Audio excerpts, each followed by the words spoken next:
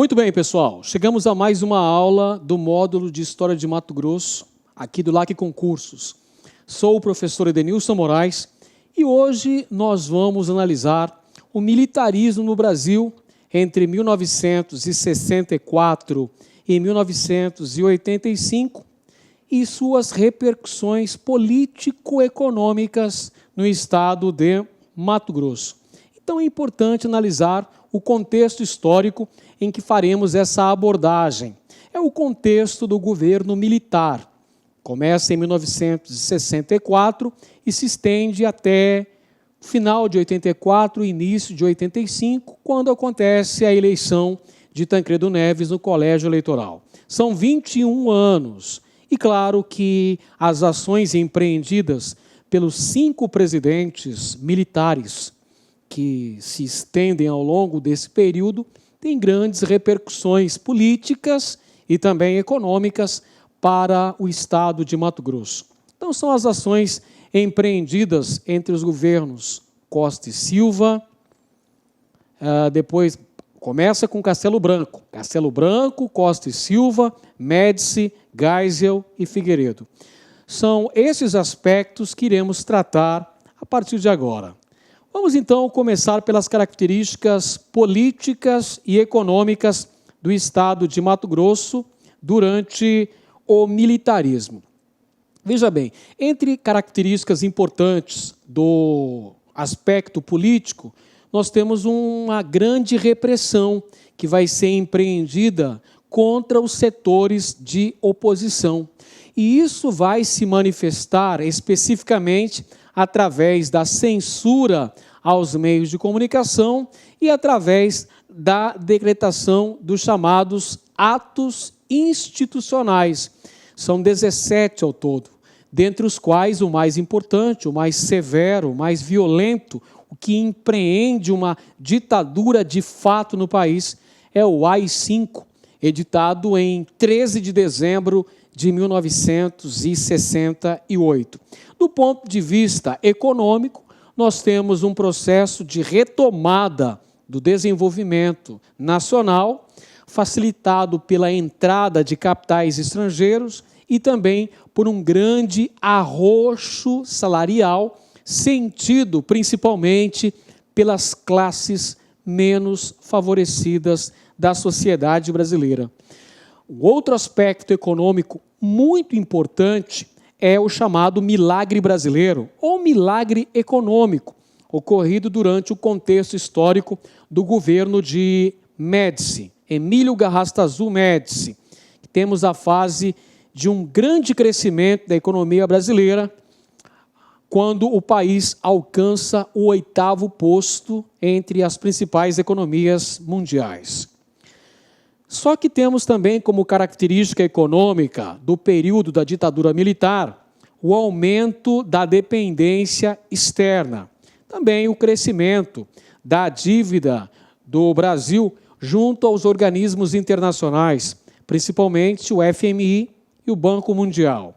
O governo Médici, que é o que nos interessa aqui do ponto de vista econômico para Mato Grosso, faz o lançamento do PIN, Programa de Integração Nacional, que visava integrar a Amazônia ao capitalismo.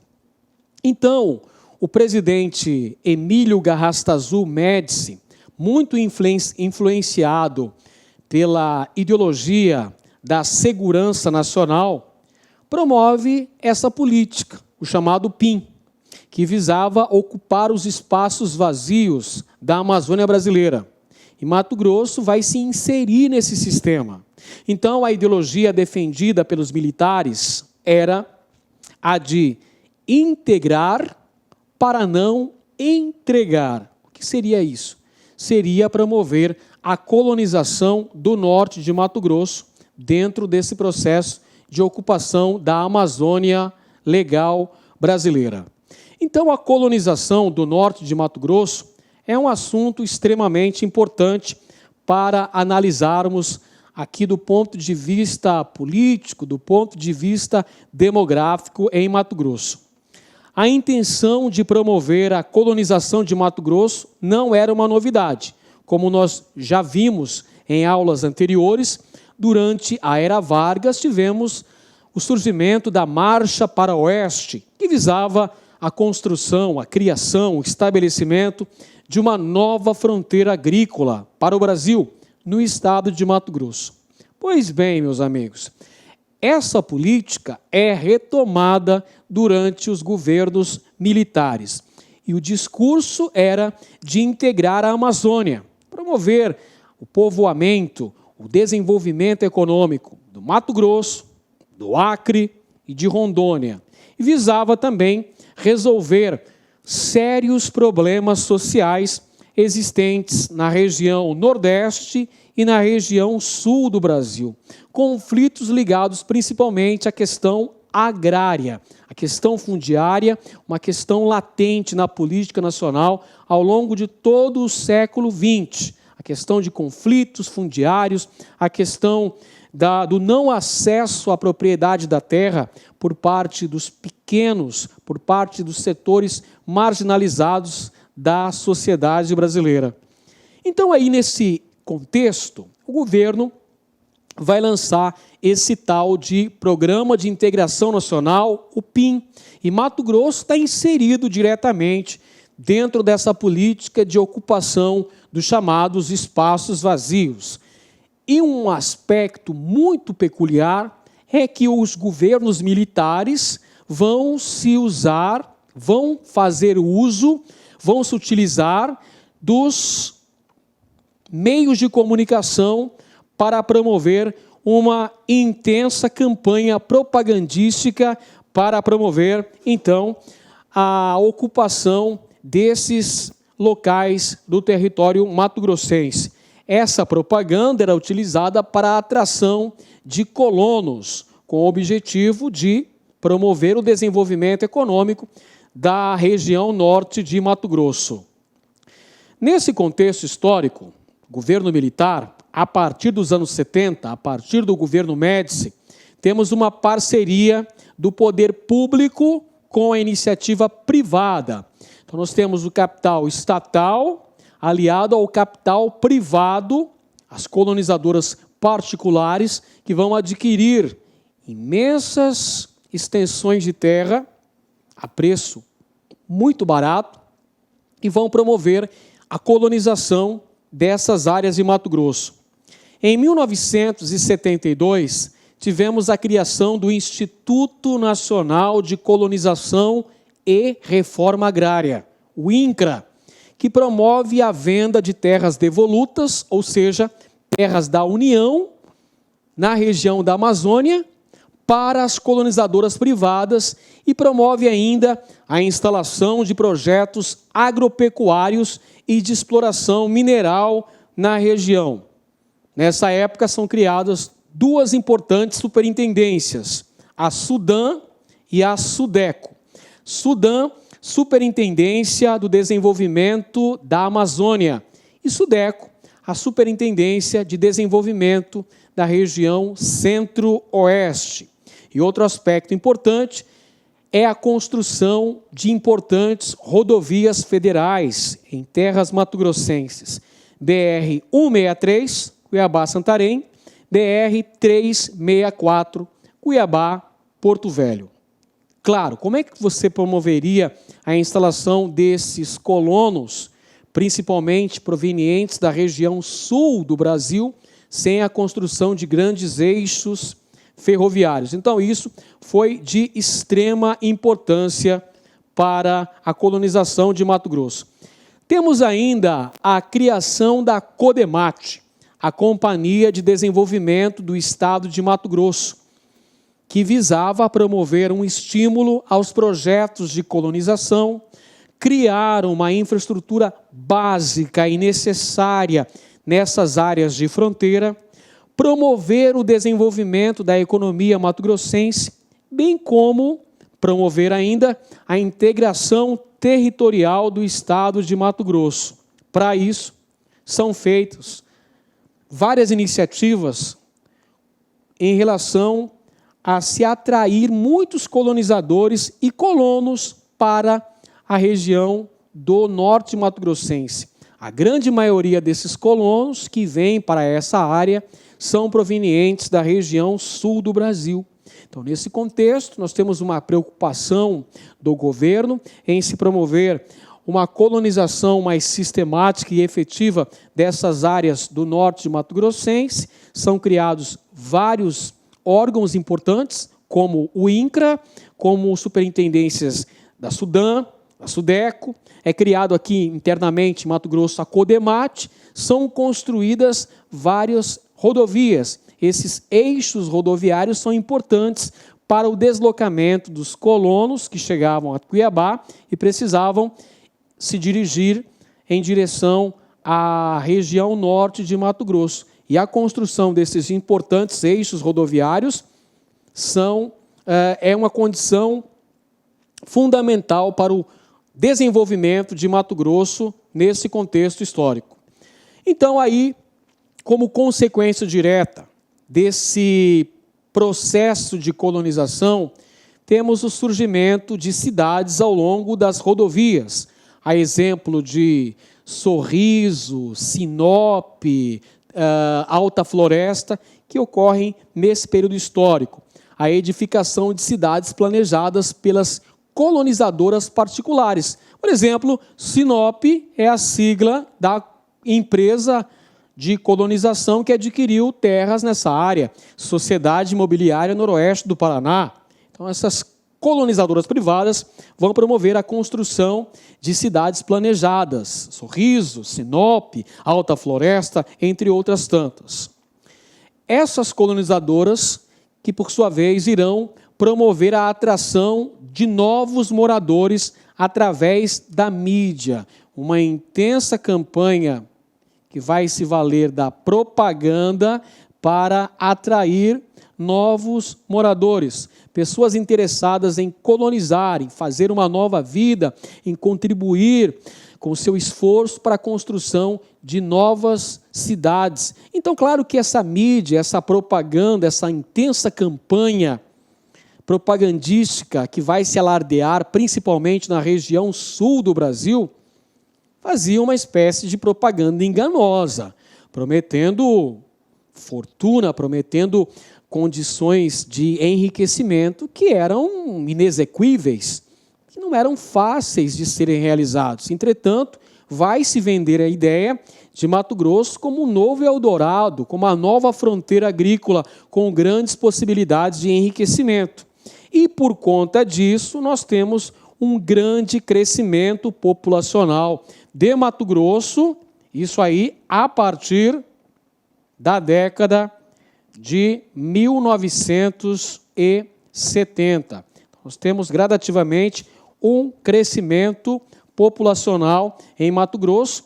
Esse crescimento vai ter como fatores preponderantes a migração. A migração responde como o principal aspecto que contribui para o crescimento populacional de Mato Grosso. Observemos com atenção este gráfico que apresenta o crescimento populacional de Mato Grosso ao longo da segunda metade do século XX. Veja só. Por volta da década de 70, a população mato-grossense não chegava a 1 milhão de habitantes. Em 1970, a população de Mato Grosso não chegava a 1 milhão de habitantes. Veja que em 1980 já superava 1 milhão de habitantes, a faixa de 1,5 milhão. Na década de 90, no início da década de 90, 1991, a população já superava 2 milhões de habitantes. Em 2000, a população de Mato Grosso estava na casa de 2,5 milhões de habitantes.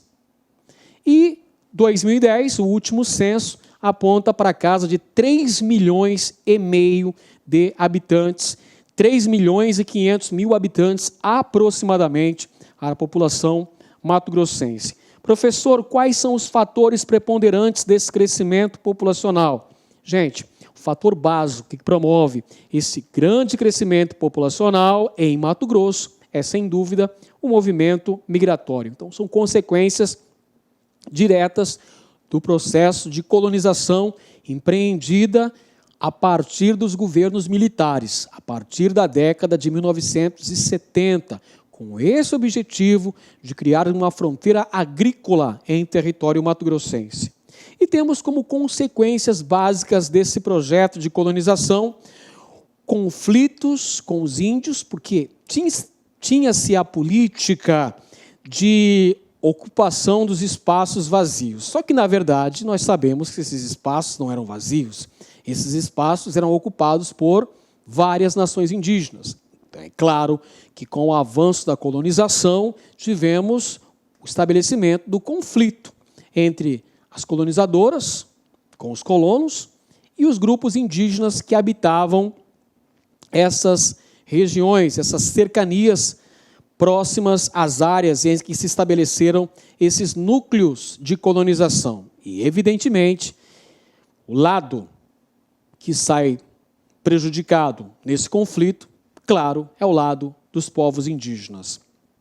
Uma outra consequência nociva desse processo de colonização foi a degradação ambiental, os problemas causados com o avanço da colonização, poluição do solo, poluição dos rios, queimada e outros enormes problemas causados por essa depredação da natureza. Tivemos também a expulsão dos seringueiros e dos pequenos agricultores.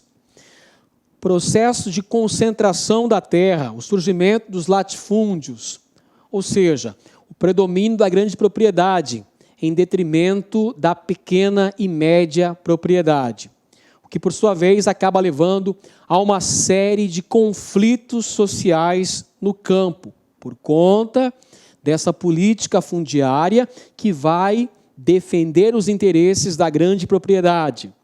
Temos também alterações no espaço urbano de Cuiabá.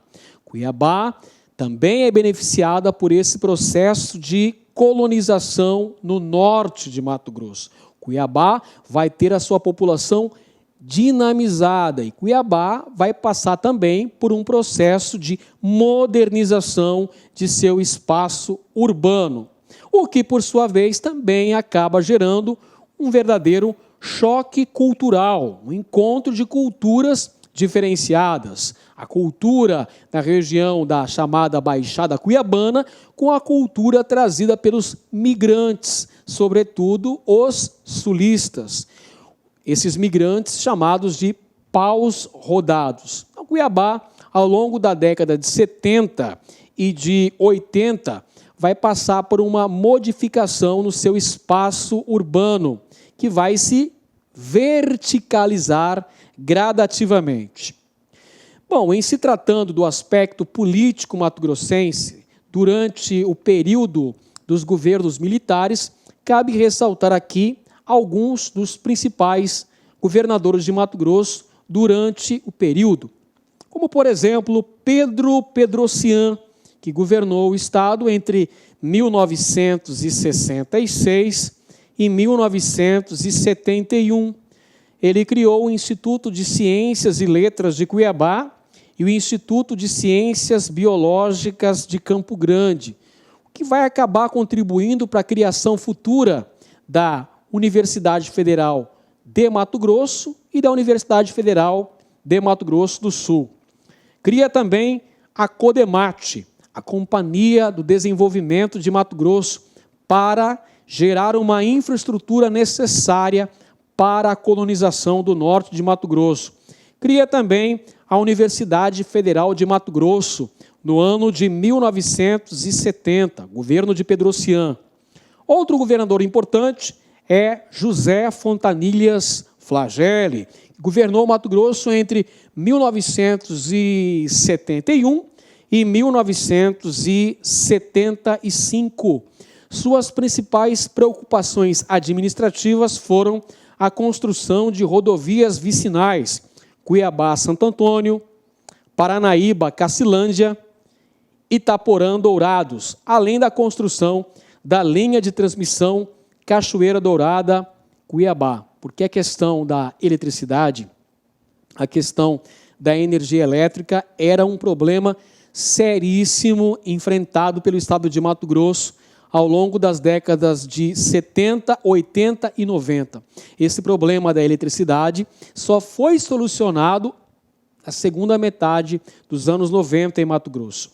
E temos também outro empreendimento do governo Fragelli, a construção da Escola Presidente Médici, a maior escola pública, a maior escola estadual de Mato Grosso. E temos ainda a construção do Centro Político Administrativo, o nosso popular CPA, além do estádio que leva o nome do governador, Estádio Governador José Fragelli, o antigo estádio do Verdão, que não existe mais. Aí está na imagem a construção da Escola Presidente Médici, junto à Avenida Mato Grosso, a maior escola estadual do estado de Mato Grosso, a maior escola pública em Mato Grosso. E temos também a construção do Centro Político Administrativo, o CPA, com todas as secretarias, o Palácio Paiaguás e demais órgãos do poder público em esfera estadual. E temos também a construção do Estádio Governador Fragelli, o Estádio Verdão, que evidentemente foi demolido para a construção da Arena Pantanal, que sediou Jogos da Copa do Mundo do Brasil em 2014. Bom, temos ainda o governo de José Garcia Neto, que foi governador de Mato Grosso entre 76 e 79. Ele fundou a Secretaria de Promoção Social, PROSOL, promoveu ainda a pavimentação das estradas Cuiabá-Chapada e Livramento-Poconé, promoveu ainda a construção da rodoviária de Cuiabá, a criação da Fundação Cultural de Mato Grosso e uma outra curiosidade é durante a sua administração que se consolida o processo de divisão do estado de Mato Grosso, no ano de 1977. Garcia Neto, ele renunciou ao cargo de governador para concorrer ao Senado Federal. Entretanto, acabou derrotado. Então, aí temos na imagem algumas das obras do governo de Garcia Neto, que tinha Rodrigues Palma, seu genro, como prefeito de Cuiabá. Terminal rodoviário de Cuiabá, nós tivemos a construção. Por falar no governo de Garcia Neto, é neste governo que acontece a divisão do estado de Mato Grosso. A divisão do estado de Mato Grosso e a criação do estado de Mato Grosso do Sul ocorreu através da Lei Complementar número 31, datada de 11 de outubro de 1977. Essa lei foi efetivada em 1º de janeiro de 1979. Vamos ver, então, quais são as origens históricas desse processo divisionista em Mato Grosso. Veja só, esse processo de divisão do estado de Mato Grosso, ele é histórico, ele é secular. Ele remonta ao final do século XIX, quando surgem as primeiras ideias de divisão. Durante a Primeira República, temos também movimentos que visavam o divisionismo. Durante a Era Vargas, durante o contexto da Revolução Constitucionalista de 1932, também surge o Estado de Maracaju. Mais tarde, como desdobramento da Marcha para o Oeste, em 1943, surgiu o Território Federal de Ponta Porã, que ao final do Estado Novo, em 45, ele voltou, foi reintegrado ao Estado de Mato Grosso pela Constituição de 46. Entretanto, essa ideia visando o divisionismo, visando a criação de uma nova unidade federal nesse território mais ao sul, continuou vivo, através da criação de várias instituições, de vários órgãos políticos e estudantis que desfraudavam a bandeira da divisão do estado de Mato Grosso. Afinal de contas, meus amigos, o Sul possuía ligações históricas com seus vizinhos, o Paraguai e os estados de São Paulo, Minas Gerais e Paraná. Já a porção norte, onde encontra-se Cuiabá, possuía ligações políticas mais restritas com o Rio de Janeiro. Então nós temos uma diferença política, uma diferença ideológica e até mesmo uma diferença cultural entre as porções norte de Mato Grosso e a porção sul, que eles tinham ligações históricas diferentes. O sul, com uma cultura próxima do Paraguai, com uma cultura política muito próxima, principalmente do estado de São Paulo, e o norte já possuindo ligações mais afins com o Rio de Janeiro. O norte mais ligado ao Rio de Janeiro do que propriamente ao sul do estado de Mato Grosso. Então essas diferenças vão contribuir para que ao longo do século XX, cada vez mais o ideal divisionista crescesse em Mato Grosso. Então nós temos uma rivalidade histórica, inicialmente entre Cuiabá e Corumbá e posteriormente entre Cuiabá e Campo Grande, as duas cidades que vão se rivalizar pelo controle político em Mato Grosso. O Sul vai levantar a ideia de que era a locomotiva do Estado, de que a riqueza gerada por Mato Grosso estava sediada na porção sul, de que eles alimentavam Cuiabá, e de que Cuiabá, por estar muito isolada, não atendia aos interesses da porção sul de Mato Grosso. Essa consolidação do divisionismo vai ocorrer durante o governo do presidente Ernesto Geisel, ou seja, durante a ditadura militar, e conta com o apoio das lideranças políticas estabelecidas no sul de Mato Grosso. Claro que quem mais defendia o ideal da divisão do estado de Mato Grosso eram as lideranças políticas localizadas ao sul do estado, porque elas, evidentemente, sairiam-se vitoriosas, conseguiriam mais dividendos políticos. O governador de Mato Grosso, Garcia Neto, ele era refratário à ideia de divisão do estado, ele era contra a divisão do estado de Mato Grosso, mas acabou sendo uma voz não ouvida nesse processo, porque dentro da ótica da geopolítica militar, a divisão do estado de Mato Grosso garantiria a soberania nacional e promoveria um crescimento econômico das duas unidades que existiriam a partir de então, né?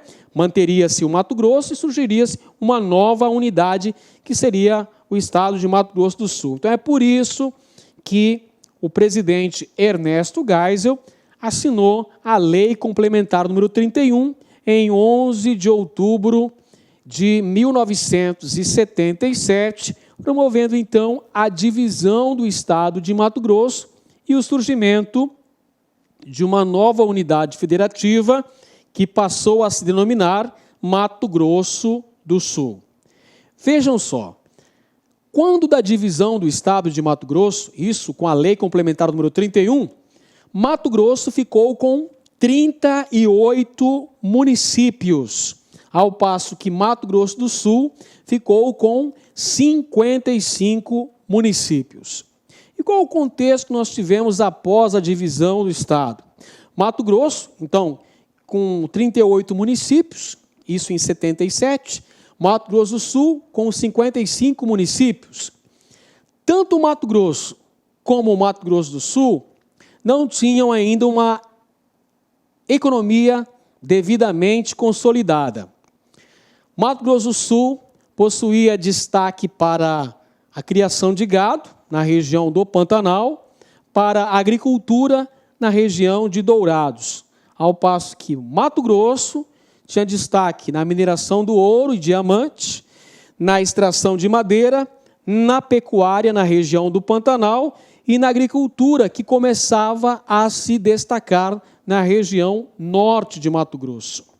Então, o que vai acontecer após a divisão? nós temos a intensificação de migrações sulistas em direção a Mato Grosso. Ao longo dos anos 70, ao longo também da década de 80 e 90, nós temos um contínuo processo de migração para a área norte de Mato Grosso. Não é à toa que ao longo da década de 70 surgem. E aí, gostou dessa aula de História de Mato Grosso? Então acesse lacconcursos.com.br. Lá você vai encontrar uma grande infinidade de aulas como essas. Acesse lacconcursos.com.br, o melhor custo-benefício do mercado.